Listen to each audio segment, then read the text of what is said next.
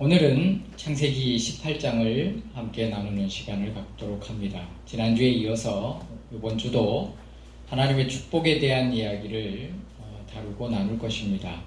지난주에 하나님의 축복에 대한 열망에 대해서 설교를 드렸죠. 요셉이 자신뿐만이 아니라 두 자녀를 축복하는 야곱 앞에서 하나님 앞에 경배하고 그 축복을 사모하는 어떤 그런 행위를 통해서 하나님 앞에 부복하고 엎드려 정말 하나님의 축복을 소중히 받아들이는 모습을, 그 행동을 통해서 자신뿐만이 아니라 자기 자식들까지도 그렇게 아버지의 얼굴을 뵙기를 원했고, 또 아버지의 결국 축복을 받게 되는 상황을 우리가 함께 나누었습니다. 지난주에 설교를 하게 됐던 계기가 뭐라고요? 어떤 권사의 회장 취임식에 갔는데 그분은 저를 잘 모르시죠. 나는 그분은 잘 알지만 권사회가 11,000명이라는데 와, 11,000명이면 솔직히 대형교회 하나죠. 권사님들이 11,000명이래요. 그러니까 보통 권사님 그러면 거기 보니까 60세 이하 59세까지 1, 60세부터 70세까지 2, 70세 이상부터 3 이렇게 구분을 하더라고요. 일권사회가 그렇게 많지 않으리라고 보는데, 보통 권사님 그럼 보통 요즘은 좀 젊어지기는 했습니다만은 그래도 50대 이상이 돼야, 그죠? 그러니까 10대씩 자르다가 이제 뒤는 70대 이상은 그냥 한 대 묶으신 것 같아요. 그분의 그 안수로 권사 회장을 세우는 그 모습을 보면서 말은 그 교회 담임 목사님이 하시는 말씀은 1년 동안 또는 2년 또는 3년 동안 그 임기 기간 동안에 잘 감당하면 가족과 가문을 하나님이 축복하실 거다라는 내용이었지만, 사실은 목회자로서 틀릴 수도 있지만, 내가 그 목사님이 아니니까 모를 수도 있지만 틀릴 수도 있지만, 그분이 기도할 때 느낀 게 뭐냐면, 물론 앞으로 임기기간 동안에 잘 해야겠지요. 근데 그거를 전제하에 조건부 축복이 아니었고요. 그동안에 살아왔던 섬김에 대한 축복이었어요. 뭔 말인지 이해가 되시죠? 손을 얹으면 느낄 때가 있거든요. 그러니까 11,000명이나 되는데, 권사만 11,000명 되는데 어떻게 알겠소? 모르죠. 또 이제 가까이 알고 지냈을지는. 근데 그렇게 가깝게 식사도 또 자주 하고 그럴 수도 없을 뿐더러 원체 바쁜 양반들이라. 근데 손을 얹었을 때 느낀 게 아마 그거였을 거라는 거예요. 그동안에 누구도 모르는 하나님만 아는 그 섬겨움이 그 손을 얹었을 때 축복해 드렸고, 그래서 아마 그 안수식 이후에 이제 마이크 잡고 기도하실 때도 동일한 기도를 하지 않았나 싶습니다. 그래서 지난주에 나도 우리 성도들도 하나님의 축복을 사모하길 바라서 그 말씀을 나눴고요. 여러분도 저도 그와 같은 인물들이 되길 바라고, 나중에 저도 이제 임종 앞에 내 자식들이 저의 축복을 받고 인생을 살아가겠지요. 여러분들도 가정의 가장이나 또 섬기는 교회 목사님의 축복을 소중히 여기시기를 바랍니다. 그분들이 능력이 있고 없고는 중요하지 않습니다. 어쨌거나 지난주에 그렇게 보았고요. 그래서 오늘 뭘 함께 나눌까 생각을 하다가 하나님의 축복이 이루어지는 때에 대해서 이야기해야겠다 싶어서 오늘 본문을 잡았습니다. 오늘 본문은 많은 분들이 설교해왔고 내용을 다 아는 내용입니다. 주석도 다시 한번 몇 가지 주석을 참고하면서 이게 무슨 어떻게 전해야 될까, 이 내용을 어떻게 나누어야 될까 라고 고민을 하면서 보았습니다. 먼저 1절을 보면 하도 저도 졸업한 지가 하도 오래돼서 이게 성경이라는 게 여러 가지 문서들이 합쳐졌다라는 이 제사장들이 쓴 문서와 뭐 P문서, J문서 뭐 이렇게 문서들이 합쳐졌다라는, 누군가가 편집했다라는 내용이 있는데, 저도 거기에 요즘은 그런 것 같다라는 생각이 자꾸 들어요. 성경을 보고 여러 가지 주석들을 종합해 보면, 특히 그걸 모르더라도 성경을 좀 더 국문학을 잘했던 사람이 성경을 보면 약간 이상한 관점들이 자꾸 나옵니다. 예를 들어서 1절은 전지적 작가 시점에 나오지요. 여호와께서 마므레의 상수리 나무들에 있는 곳에서 아브라함에게 나타나시니라. 이건 설명이잖아요. 그런데 2절에 가면 누구 시점으로 바뀌냐면 아브라함 시점으로 바뀝니다. 눈을 들어 본즉 사람 셋이 맞은편에 서 있는지라. 그러죠. 갑자기 설명자, 전지적 작가 시점에서 갑자기 주인공 시점으로 바뀝니다. 좀 이상하죠? 설명을 하니까 이상한 거예요. 저도 이렇게 그전에는 별 관심 없이 성경을 쭉 보다가 성경을 다시 보니까 달리 보이기도 합니다. 어쨌든 중요한 건 이랬거나 저랬거나 하나님은 성경을 편집했든 어쨌든 우리에게 하나님의 말씀으로 우리에게 주셨다는 거예요. 그래서 1절을 먼저 본 이유가 뭐냐면, 하나님은 뜬금없이 설명하는데 2절에 가서는 갑자기 아브라함이 자기 시점으로 얘기를 합니다. 그런데 중요한 건 여기 주석을 보니까 눈을 들어본 즉 셋이 맞은편에 있는지라, 이 말이 갑자기 나타났다 이거예요. 그래서 아브라함이 졸고 있지 않았을까. 왜냐하면 이 시점엔 보통 이 지역은 너무 뜨겁기 때문에 낮잠들을 자고 해가 질 쯤 뉴욕 넘어갈 때 일을 하고 그래요. 대부분 낮잠을 즐기는 문화, 그럴 수밖에 없어요. 너무 뜨거워서 낮엔 일을 못해요. 그래서 우물가의 여인의 비유도 우리는 보면 아무도 없는 낮에 여인이 물을 길렀다는 자체가, 아마 이 설교는 수도 없이 들어서 이해를 하실 겁니다. 근데 오늘 본문을 보면 갑자기 세 사람이 등장했어요. 그런데 주석을 보면 아브라함이 이 세 사람의 존재를 알았다고 해석하고 있는 주석이 있고, 아브라함이 이 세 사람을 몰랐지만 극진히 대접하면서 그분들과 대화를 통해 관계를 하면서 이분들이 누군지를 알았다는 주석이 있고, 여러 가지 주석이 있는데 저는 이렇게 생각을 해봤어요. 아브라함도 이 사람들이 보통 사람은 아니라는 걸 알았다는 거는 인지하고 있었던 것 같아요. 그렇지요? 그러니까 얼른 달려가서 정말 대단한, 주석은 양쪽 다 굉장히 극진히 대접했다라는 것을 설명하고 있어요. 왕에게나 버금가는 대접을 했대요.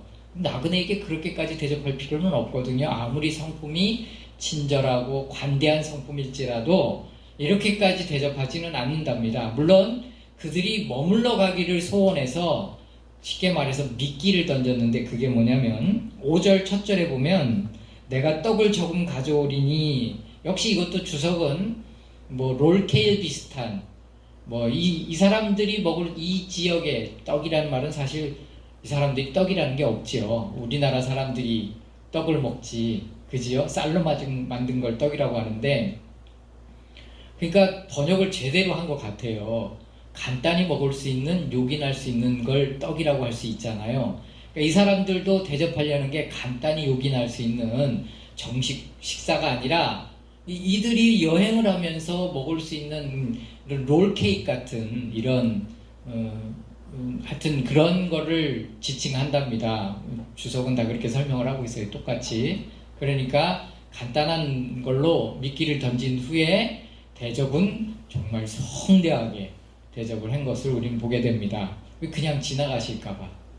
근데 재밌는 건 이 동일한 인물들이 나중에 이제 2장 후반부와 다음 장에 조카 롯을 찾아가거든요. 조카 롯도 극진히 대접해요. 물론 소를 잡거나 그럴 수는 없는 환경이었기 때문에 나름대로의 최고의 대접을 해요. 그런데 재밌는 건 이 세 분의 방문이 어떤 자에게는 결과적으로 축복을 끌어왔고, 어떤 자에게는 은혜와 긍휼을 베풀러 간 거였지만 징계와 심판이 됩니다. 그래서 인생을 잘 사는 게 중요한 게요, 하나님은 은혜를 베풀고자 하지만 사실은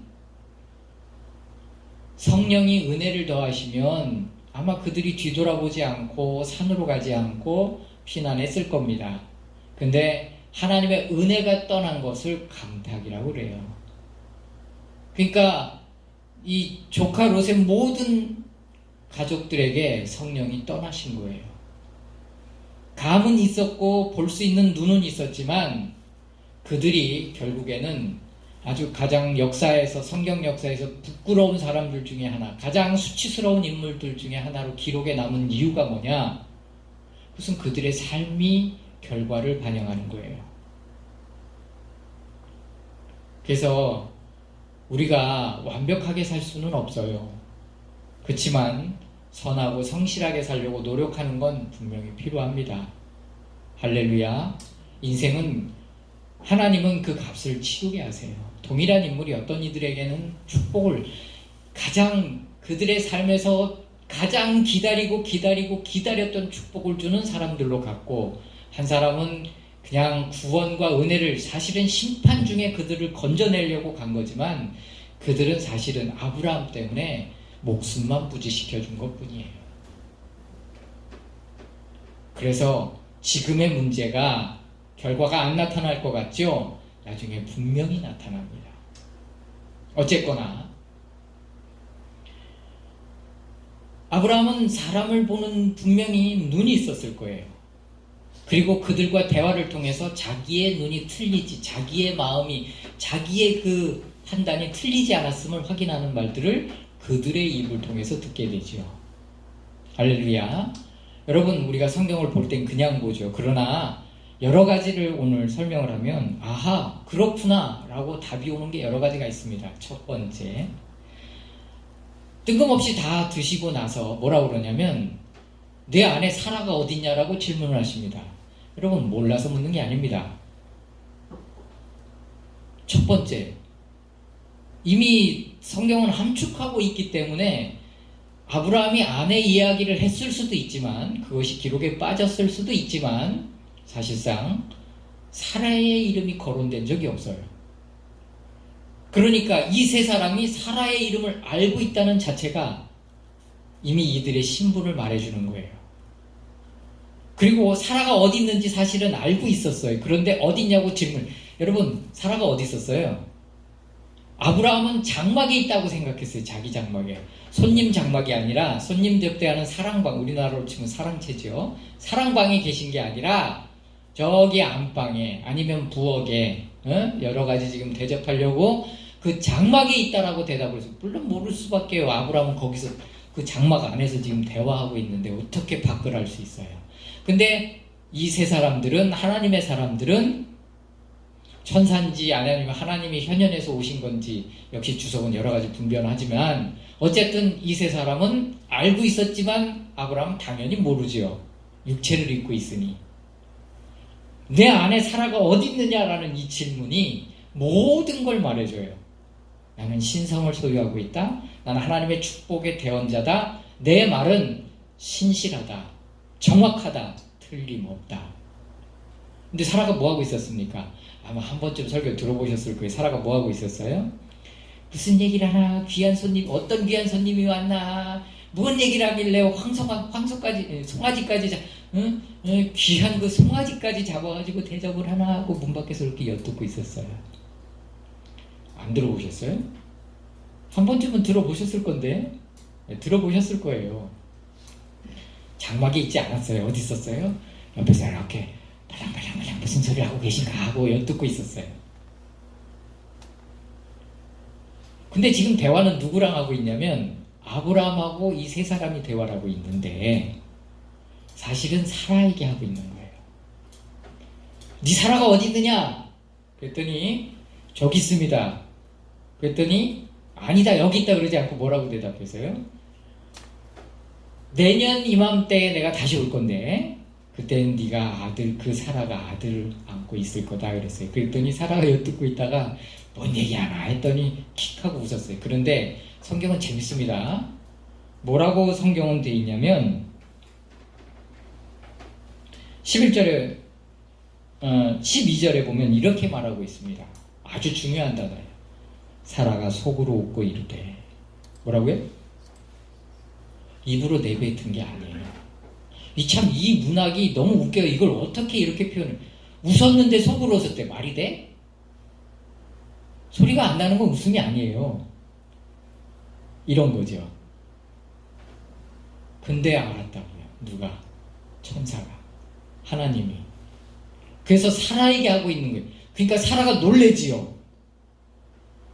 그리고 사라가 생각했던 걸 그대로 읊습니다. 내 나이가 많고 남편도 나이가 많고 난 생리가 끊어진 지가 이미 오래고 왜 그렇게 말하느냐.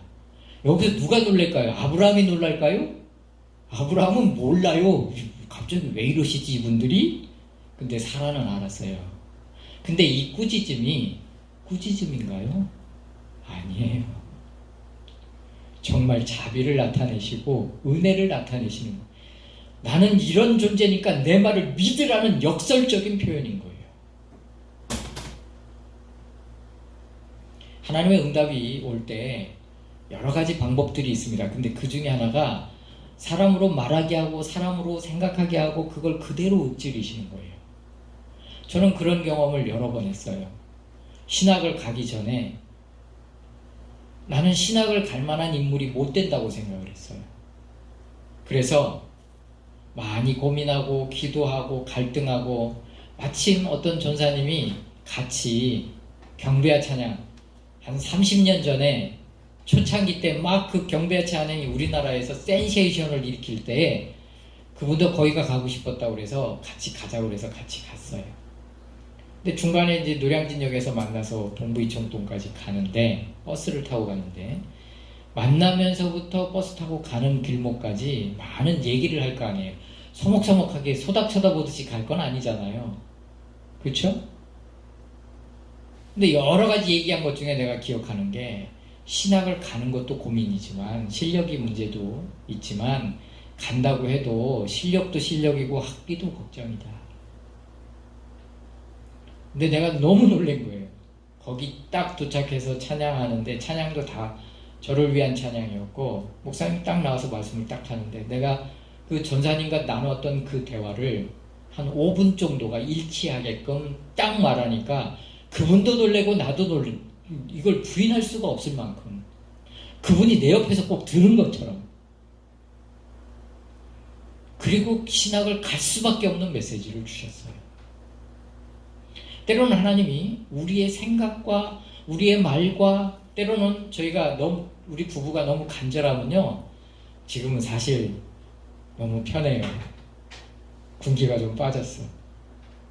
한때는요 정말 죽을 것 같을 때는요 사모님이랑 여러분 우리 카스 사진을 보면 사모님이랑 은서랑 기도하는 게 찍힌 게 하나 있는데 엉덩이만 보입니다. 납죽 엎드려서 그 어린 것이 기도는 뭐 하겠소.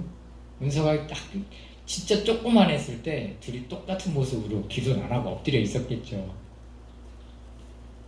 한번 찾아봐요. 이따가는 너무 웃겨요.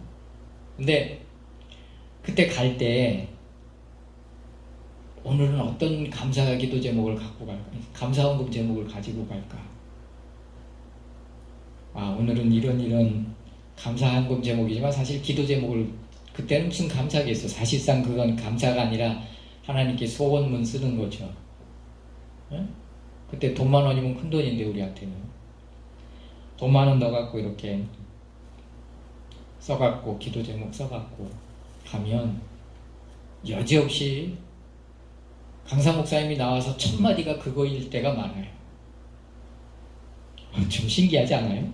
이 양반들이 나는 지금 감격 가운데 얘기하는데 반응이 없네.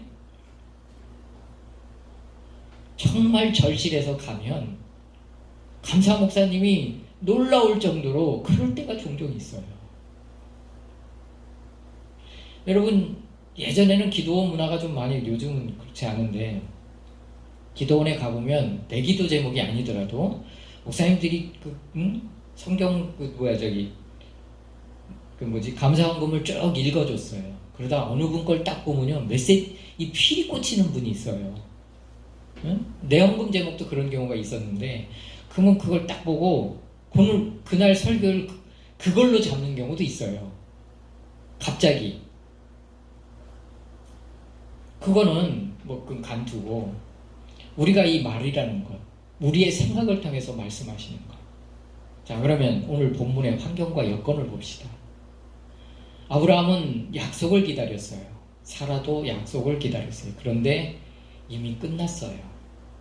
아무 생각이 없어요. 포기했어요. 환경이 변할 것 같지 않아요.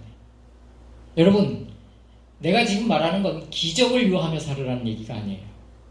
근데 인생에 있어서 하나님께서 주시는 비전은, 그러니까 각자에게 주신 하나의 소명은 있거든요.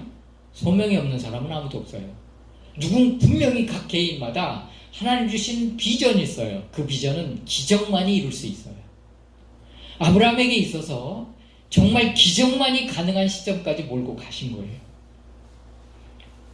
우린 이미 성경을 다 알고 있으니까 이걸 다 알지만 우리가 아브라함의 인생을 살아봅시다. 사라의 인생을 살아보자고요. 그러면 그쯤 가서 그때까지도 희망을 안고 붙잡고 있는 사람은 드물 거예요. 아무리 믿음이 있는 사람이라도. 이미 우리는 결과를 알기 때문에 그렇지만 아브라함이고 사라라면 아마 똑같은 마음이고 어쩌면 더 진작에 우리는 더 먼저 포기했을 수도 있어요. 근데 오늘 주석을 여러 가지를 보면서 내가 또 한 가지 재밌는 사실을 하나 발견했어요. 어떤 주석가는 이렇게 표현을 했더라고요. 내년 이맘때에 사라에게 아들이 있을 건데 안고 있을 것인데 라는 이 단어가, 내년 이맘때라는 이 단어를 굉장히, 예를 들어서 내년 이맘때 그러면 1년이잖아요. 응?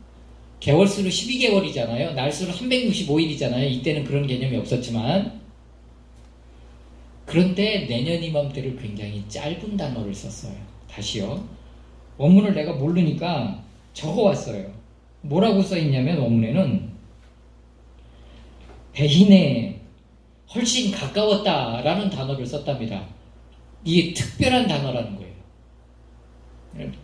그러니까 이 말은 무슨 의미로 다시 번역할 수 있냐면, 해석할 수 있냐면 이미 복중에 아이가 있다라고 해석을 해도 된다는 의미래요.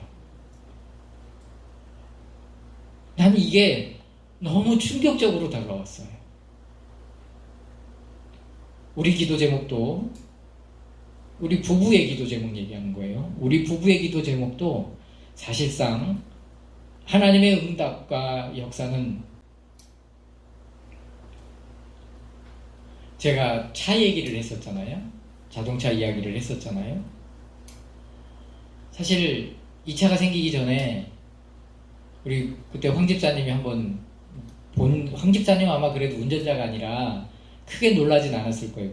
근데 황 집사님도 목사님 왜 갑자기 그 옆에 뭘 받으시지? 하고 아마 의문은 생기셨을 거예요. 왜 그러냐면 차가 가다가, 사실 사모님하고 저하고 둘이 가다 고속도로에서 쓴 적도 있고요. 집사님하고는 거기서 한번 쓴 거예요. 상당히 위험합니다. 브레이크가 한 번은 밟히거든요. 근데 놨다 밟으면 안 밟혀요. 근데 고속도로에서는 밟고 천천히 섰지만 거기서는 지금 급하게 브레이크를 한번 밟아야 될 상황이 나왔고 다시 떼었다가 밟을 만한, 이게 안 돼서 할 수 없이 기둥을 박아서 쓴 거예요. 근데 사실은 고속도로에 섰을 때부터 우리 부부는 차기도를 했습니다. 그리고 하나님의 응답은 떨어졌어요. 그런데 믿음이 없어서 폐차를 못 시킨 거예요. 우리 아들도 여기 있지만 차가 가다가 뻥 터져요. 요즘 그런 차 없거든요. 근데 아들이 그게 뭔지 몰라요. 나는 알거든요. 엔진 6개 중에, 카니발이 6개 중에 하나가 거꾸로 터지면 뻥소리가 나요. 옛날에 군부대 차들은 그런 게 있었는데, 이 크랭크라고 하나요? 이게 돌면서, 축이 돌면서 하나가 거꾸로 이렇게 돌아야 되는데 거꾸로 터지니까 이게 압축이 더 심해서 뻥 소리가 나는 거예요. 그게 엔진 룸에서 폭발이 거꾸로 나가지고, 순서가 아닌데 순서가 다 폭발이 돼가지고, 어쨌든 나는 창피하고, 그래도 카센터에서는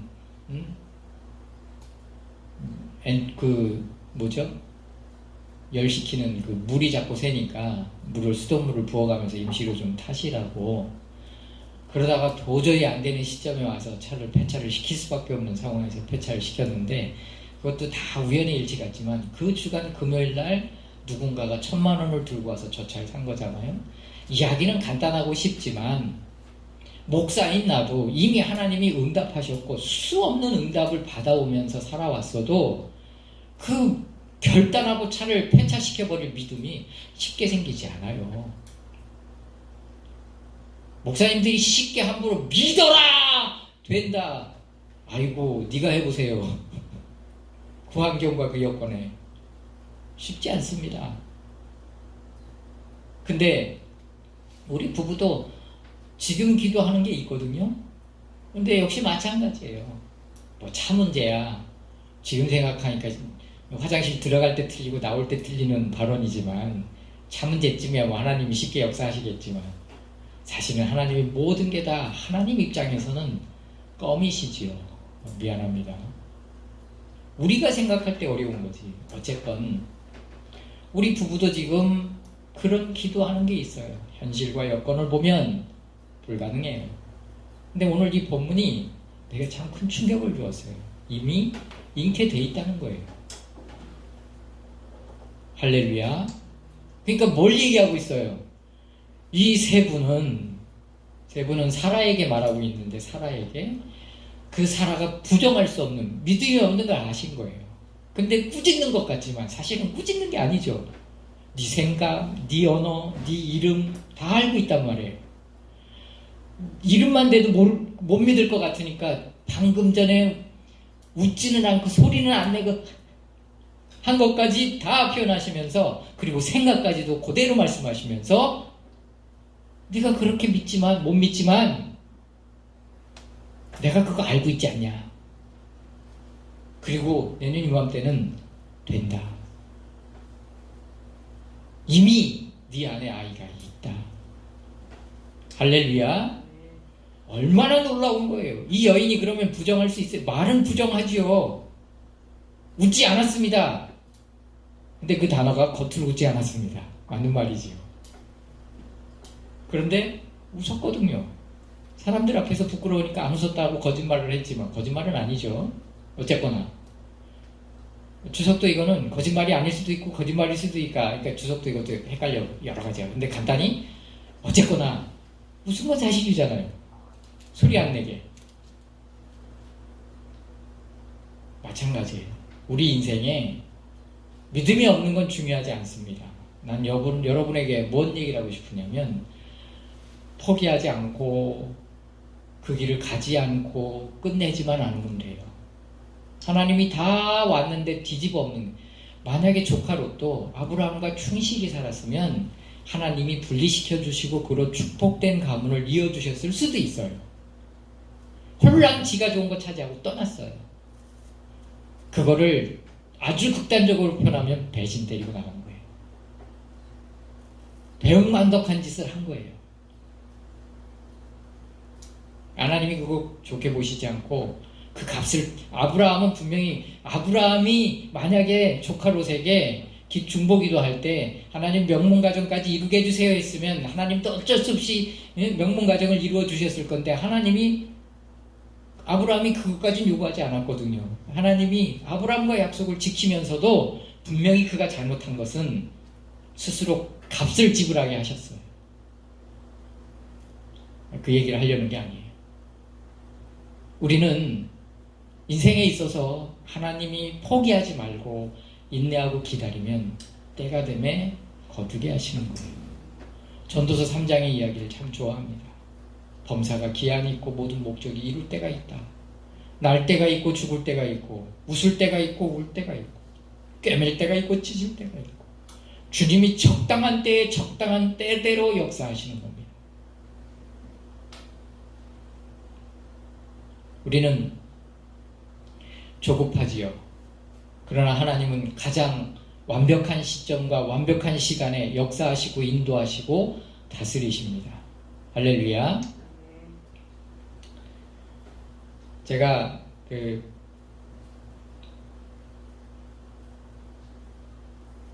주중에 우리 집사람하고 얘기를 했는데 집사람 동기 중에 한 분이 동기가 아니고 선배인가 봐요. 선배가 이제 목회를 하는데 되게 어려운 형편 가운데 있나 봐요. 근데 사모님이, 그러니까 여러 친구들을 만나면서 이제 그 사모님도 만났는데, 그 사모님을 만났을 때 느낌이 그거였대요. 우리가 너무 힘들 때 그 사모님의 모습이었대요.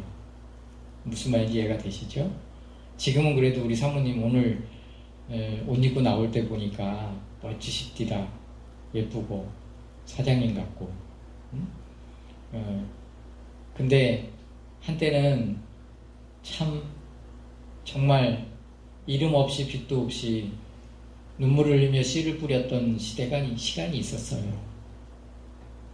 근데 그 사모님이 지금 그 시점을 겪고 있는 거예요. 근데 제가 그래서 사모님께 그랬어요.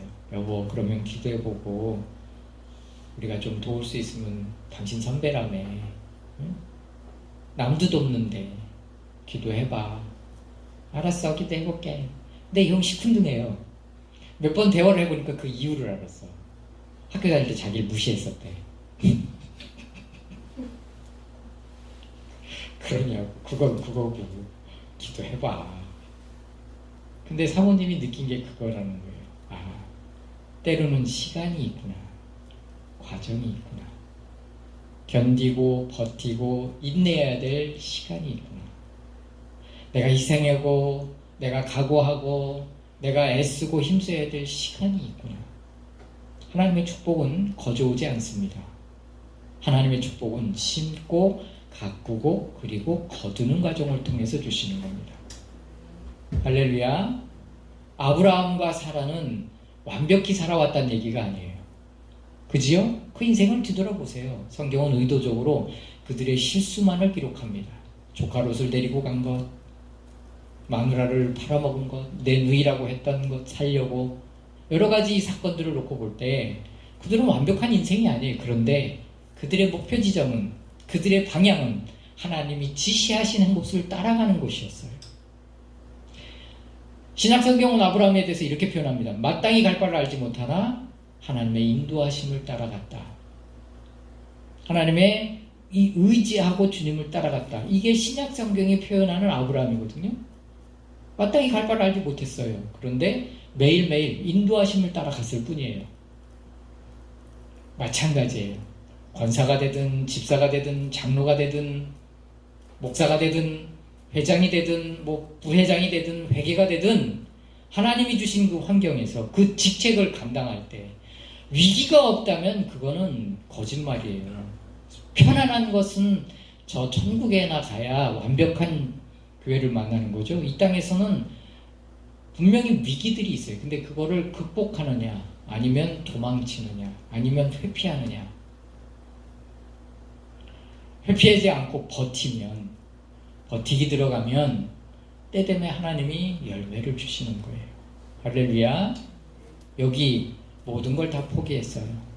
사라는 지금 입장이 이스마엘 때문에, 하갈 때문에 너무 부끄러운 상태예요. 말은 안 하고 있지만 집안 내에서도 분위기 자체가 벌써 틀려요. 사라는 주인공이 아니라 사라는 밀려났어요. 조연이에요. 이 상황 가운데 친히 오신 거예요. 할렐루야. 그리고 아브라함에게 말하지만 아브라함에게 말하는 게 아니에요. 사라에게 용기와 격려를 주는 거예요.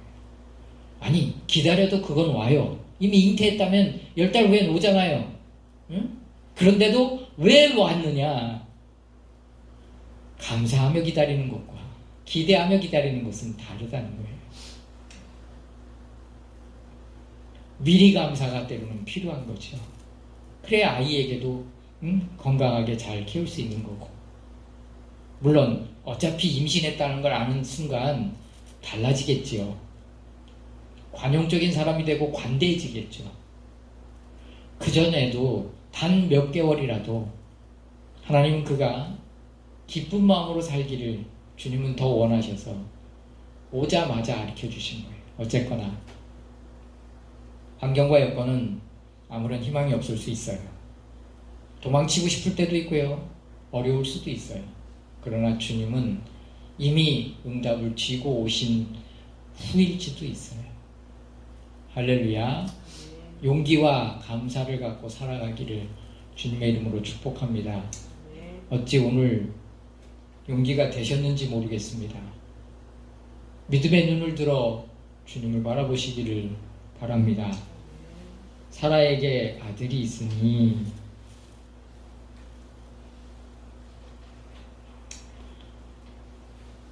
할렐루야. 여러분에게 아들이 있으리니 할렐루야. 기도하겠습니다.